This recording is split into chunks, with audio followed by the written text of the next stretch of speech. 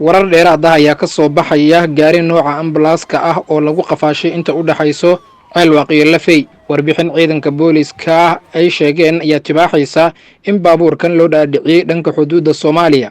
xubnaha afduubay baabuurkan oo aan la hubin ayaa looga shakisan yahay inay yihiin dagaalyahanada xarakada Al-Shabaab.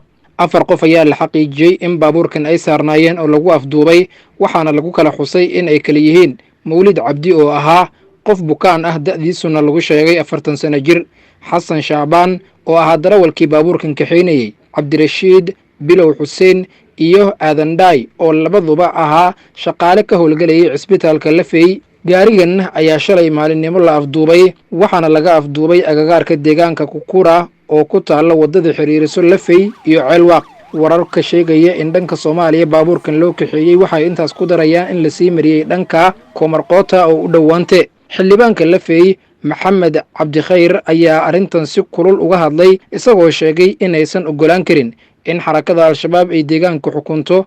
laamaha amniga ayuu ugu baaqay inay dardargeliyaan soo celinta gaarigaasi iyo dabagalkiisaba.